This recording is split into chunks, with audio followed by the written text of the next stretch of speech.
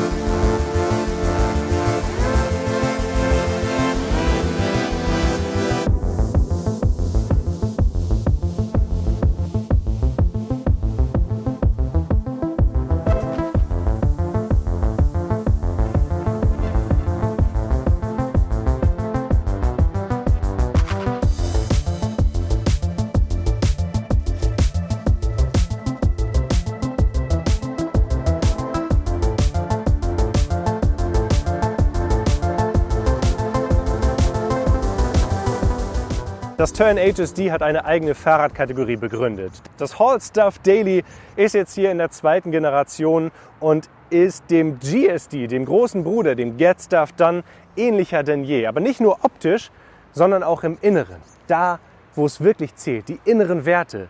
Da hat sich einiges getan. Und in diesem Video wollen wir uns das HSD in der zweiten Generation einmal ganz genau ansehen. Wenn du dieses Video siehst, ist der Dreh schon einige Zeit her. Ich darf einen exklusiven ersten Blick auf dieses Fahrrad werfen und es euch vorstellen. Wenn ihr sehen wollt, wie sich dieses Rad im Alltag schlägt, ich bekomme im Laufe dieses Jahres wahrscheinlich noch ein Testrad, das wir dann nochmal im Alltag testen können. Wenn euch das interessiert, dann würde ich auf jeden Fall mal empfehlen, diesen Kanal hier zu abonnieren. Allgemein lebt die Radelbande von eurer Interaktion. Deswegen gebt jetzt einmal den Daumen nach oben und schreibt einen kurzen Kommentar über das HSD oder was für Erfahrungen ihr allgemein mit Turnrädern gesammelt habt. Denn damit helft ihr, dass dieses Video möglichst vielen Leuten angezeigt wird. Vielen Dank.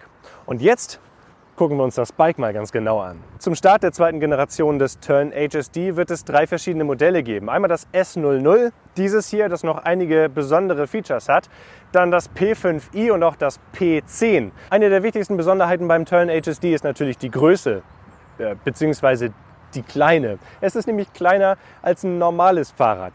Und es ist so klein, man würde ihm am liebsten sanft über den Sattel streichen und ein Schlaflied vorsingen.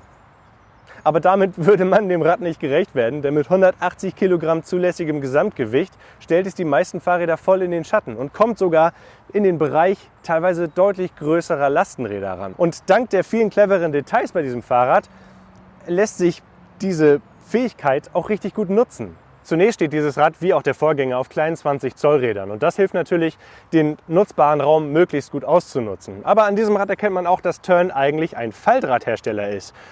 Denn es hat coole Fähigkeiten. Auf der einen Seite lässt sich hier der Sattel reinschieben, der hier, einklappen und dann kann man das ganze Fahrrad vom Ständer nehmen und aufs Heck stellen. Natürlich nur dann, wenn der Boden einigermaßen gerade ist, aber selbst hier steht es gerade ganz gut. Das hilft zum Beispiel auch dann, wenn man das Rad ins Auto verladen möchte oder ins Wohnmobil, denn das hier ist nicht sehr hoch. Der Rahmen des HSD wurde überarbeitet und rückt so optisch näher ans GSD ran und überholt es technisch sogar. Hier ist diese Strebe dazu gekommen, die man schon vom GSD kennt und die das Rad nochmal eine ganze Ecke stabiler macht. Und dann wurde auch das Kabelmanagement verbessert. Das ist hier durch diesen klappbaren Vorbau zwar immer noch außen geführt, geht dann aber hier oben in den Rahmen hinein und wird dann auf der Innenseite zu dem Motor und zum Akku geführt. Und hier oben wurde dann noch ein leicht zugänglicher Ladeport installiert, damit man den Akku nicht immer rausnehmen muss. Und ein Detail, was mich besonders freut, die Flaschenhalterhülsen hier oben, die wurden beibehalten. Allgemein hat der Rahmen einige schöne Details. Hier dieses reflektierende Logo, das hier ist reflektierend und hier hinten ist das HSD schön ausgestanzt und allgemein ist das eine sehr schöne Verarbeitung. Ein weiteres schönes Detail ist, dass Tern die kleinen Räume ausnutzt. So ist hier zum Beispiel diese Tasche und die kann man einfach öffnen und hat dann genug Platz für eine Schlosskette oder für Snacks für die Kinder oder für Snacks für den Hund oder für Snacks für einen selber. Und hier ist dann auch noch eine kleine Tasche, wo jetzt einige Kabelbinder drin sind. Also wirklich tolle Möglichkeiten und der Platz ist hier beim HSD optimal ausgenutzt. Eine weitere Verbesserung, die allerdings hier nur dem S00 vorbehalten ist, ist der neue Scheinwerfer. Der ist klasse. Erstmal hat er hier Abblendlicht und auch, wenn ich den Knopf finde, Fernlicht. Also auch Fahrten durch den nächtlichen Wald dürften mit diesem Scheinwerfer kein Problem sein. Ich habe ihn schon ausprobiert und er bietet ein wahnsinnig gleichmäßiges und breites Leuchtbild auf der Straße. Also das ist ein richtig guter Scheinwerfer. Und kombiniert wird das Ganze bei dem S00 dann auch noch mit einem sehr hellen Bremslicht. Die nächste Änderung im Vergleich zur ersten Generation ist dann auch noch die Integration des smarten Systems. Und das ist dann damit auch das erste Turn, das mit dem neuen smarten System von Bosch kommt. Erstmal haben wir den 545 Wattstunden Akku, den neuen Performance Line Motor, der jetzt mit 75 Newtonmeter Drehmoment kommt. Zum Vergleich, das ist genauso viel Drehmoment wie ein Performance Line CX Motor von vor ein paar Jahren. Also richtig gute Leistung. Wie sich das fährt, das sehen wir gleich nochmal im Fahreindruck. Und dann auch die Möglichkeiten hier mit dem Kiox 300 Display, mit der Navigation etc. und der Integration mit der Flow App. Aber was Tern auch wieder dem S00 spendiert, ist das Connect-Modul mit GPS-Tracker, mit einem Bike-Alarm und einer Sperrfunktion. Und damit ist dieses Rad von Haus aus perfekt ausgestattet, um auch digital zukunftsfähig zu sein. Jetzt kommen wir mal auf den HS-Aspekt zu sprechen. Haul Stuff. Was kann das Tern HSD da? Wir haben wiederum die Möglichkeit, hier vorne einen Gepäckträger zu montieren. Der darf mit 20 Kilogramm belastet werden und hat halbe Eurobox-Maße, also 30 x 40 Zentimeter. Und der ist richtig schön stabil, ist ja mit einem Schnellspanner befestigt, sodass man ihn auch schnell mal abnehmen kann und dran bauen kann, sofern es notwendig ist. Man kann ihn allerdings natürlich auch fest montieren. Das Schöne ist, hier bietet er viele Möglichkeiten, um irgendwelche Dinge zu verstrapsen, zu verzurren, aber es gibt auch verschiedenes Zubehör wiederum für den Gepäckträger. Diese Tasche hier passt einfach haargenau drauf. Die lässt sich dann noch hier mit einem einfachen Strapsen hier fest montieren, sodass sie bei wilder Fahrt nicht abhaut und lässt sich auch einfach als Shopper verwenden. Allerdings ist das auch cool, man kann es hier ausstülpen und schon hat man eine sehr hohe Tasche. So sollte man sie natürlich nicht verwenden, aber die kann man auch hier zumachen und man kann die ganze Tasche dann hier einrollen und hier oben dann mit diesem Fitlock-Verschluss einfach verschließen und dann ist das Ganze regendicht. Also eine sehr gut einsetzbare Tasche, die jetzt hier auch natürlich mit dem Tern HSD in der zweiten Generation kompatibel ist. Und der Gepäckträger bietet dann hier auf der Rückseite auch noch Möglichkeiten, um einen Flaschenhalter oder einen Schlosskettenhalter zu montieren. Aber am wichtigsten ist natürlich der hintere Gepäckträger. Der ist hier immer mit dabei und darf nun mit 80 Kilogramm belastet werden. Das sind 20 Kilo mehr als in der ersten Version des Tern HSD. Und Tern hat dann auch entsprechendes Zubehör, damit man das nutzen kann. Und ich könnte mich jetzt hier einfach draufsetzen auf den neuen Captain's Chair. Der wurde nämlich deutlich überarbeitet. Der hat jetzt hier ein schmales Sitzpolster, ist hier hinten noch mal eine ganze Ecke breiter, damit auch mein Hintern da drauf passt und hat eine sehr angenehme Rückenlehne und sehr angenehme Armlehnen. Das ist richtig schön hier. Allerdings muss ich zugeben, dass ich so gute 15 Kilogramm zu schwer bin. Der Gepäckträger ist dann aber auch kompatibel mit sämtlichem Zubehör, das es vorher fürs Tern HSD gab. Also das ganze Storm-Zubehör, die Storm-Box, das Storm-Shield, dann auch Kindersitze, die Packtaschen für die Seite und natürlich auch solche Sachen wie, herzlichen Dank, diese Netze, die man hier natürlich immer dann dran machen sollte, wenn hier Menschen auf dem Captain's Chair sitzen. Dann aber auch die Tern-eigenen Cargo-Taschen, die selber ziemlich smart sind. Die sind hier mit so einem Fitlock-Verschluss verschlossen, haben eine Ablauföffnung auf der unteren Seite und bieten richtig viel Platz auch drin und sind grün wegen der Umwelt und so. Haben da noch eine kleine Tasche hier drin für Kleinkram, der nicht in dieser Packtasche herumfliegen soll und lassen sich eben auch fest hier am Tern HSD montieren. Und wenn man längerfristig den Captain's Chair nutzen möchte, kann man auch noch hier diesen Tern-Griff an der Sattelstütze montieren, sodass man auch auf wildem Gelände durch den Wald sich hinten drauf richtig gut festhalten kann. Also das Tern HSD bietet wirklich jede Menge Möglichkeiten, um damit Stuff daily zu haulen oder aber auch zu zweit damit unterwegs zu sein. Entweder mit einem Kleinkind, einem größeren Kind bis hin zu einem Erwachsenen. Aber wie sitzt man denn auf dem Tern HSD? Und in diesem Falle, wie sitze ich da drauf? Also erstmal ist das Tern HSD für Menschen zwischen 1,50 Meter und 1,95 Meter geeignet. Das wird durch zwei Dinge ermöglicht. Einmal ist das hier eine Teleskop-Sattelstütze und das hier ist wirklich die niedrigste Einstellung. Mit einer normalen Sattelstütze würde man sogar noch mal etwas niedriger kommen. Aber dann lässt sich auch hier der Lenker mit dem Tern patentierten System in einigen Dimensionen einstellen, bis hin zu einer sehr aufrechten Sitzposition. Ich bin 1,96 Meter groß, bin also eigentlich sogar 1 cm zu groß für das Tern HSD. Wir wollen mal sehen, ob es mich trotzdem aufnimmt. Das hier ist übrigens die höchste Sattelhöhe und die ist deutlich zu hoch für mich. Also selbst sehr große Menschen dürften allein von Sattelauszug da gut drauf fahren können. Und das ist jetzt so eine Position, die ist so irgendwo in der Mitte. Ich könnte jetzt den Lenker noch mal deutlich weiter nach vorne stellen. Dann hätte ich eine recht sportliche Sitzposition. Oder aber ich stelle den Lenker deutlich nach oben und habe dann eine sehr aufrechte, sehr gemütliche Sitzposition. Also das ist wirklich sehr variabel und ich denke auch kleine und große Menschen können damit einfach ihre persönliche Sitzposition finden. So, und wir machen uns jetzt auf den Weg und fahren los. Und hier hinten ist gut verzurrt einer meiner beiden Mitarbeiter, der schwerere, sitzt hier hinten auf dem Captain's Chair, gibt also den Ton an. Und hier vorne in der Hecktasche, die wir jetzt hier so reingedrückt haben, sitzt der zweite Mitarbeiter. Sorry, Tern, ich glaube, die Tasche ist hinterher völlig sandig. Das tut mir jetzt schon leid. Und wir sehen mal, wie es sich fährt, ne? Und zuallererst beginnen wir natürlich mit dem Beschleunigungstest.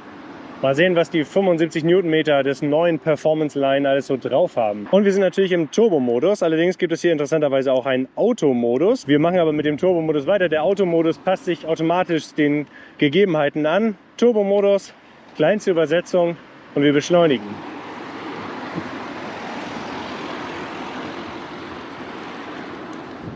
Und 25 km/h. Das ist schnell.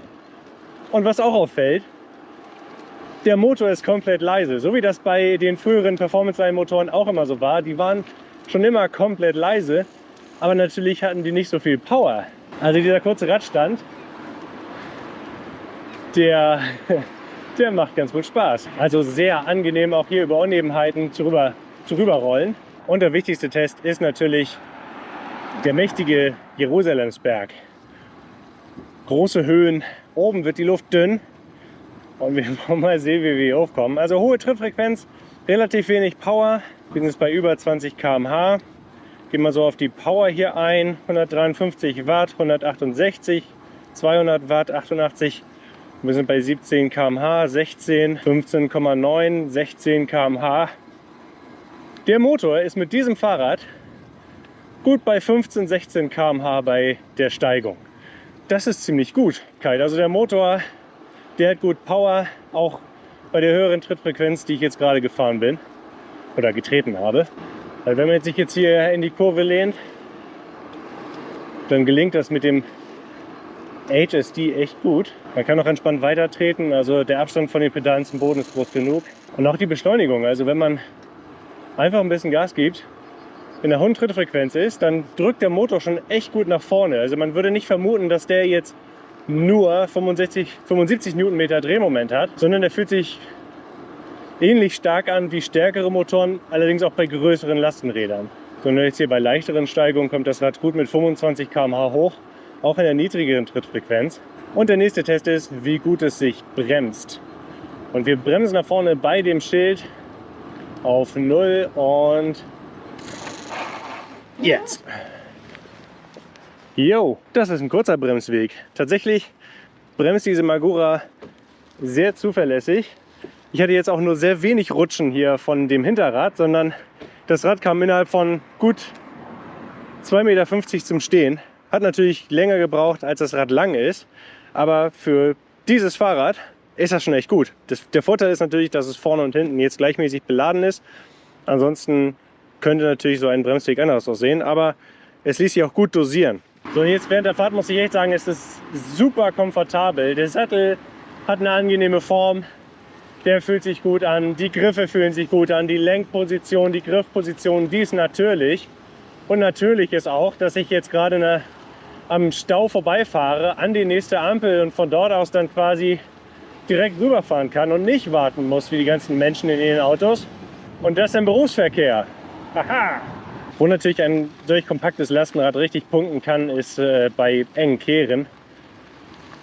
Und hier, wenn man hier rum will, einfach entspannt einschlagen. Und das Gute ist auch, ich bekomme jetzt hier mit dem Knie nicht an den Lenker oder so, sondern kann wirklich ganz entspannt hier rumfahren. Das Rad ist sehr gutmütig abgestimmt, aber wenn man mal Spaß haben will, dann reagiert es trotzdem schnell in irgendwelchen Kurven, auf irgendwelche Richtungsänderungen. Das liegt auch daran, weil der Lenker etwas breiter ist. Das ist eine insgesamt sehr angenehme Position. Auf Kopfsteinpflaster.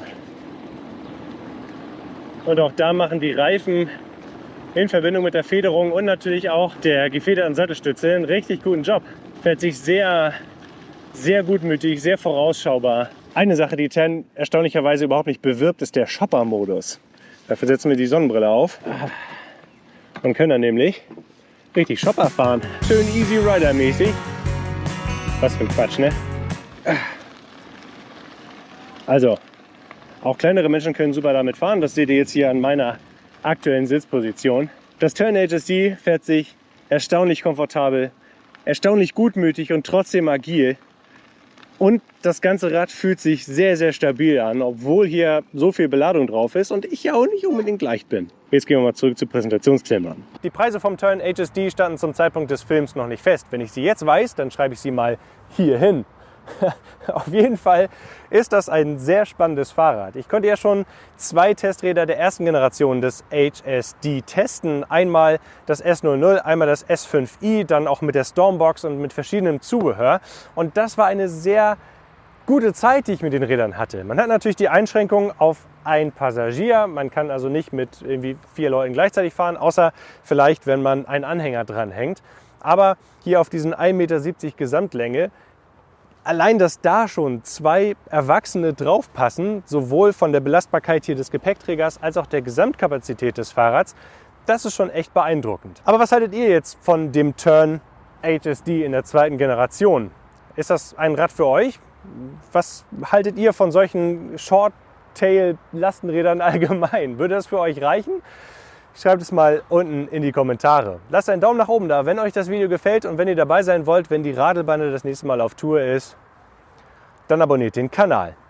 Tschüss, bis dann.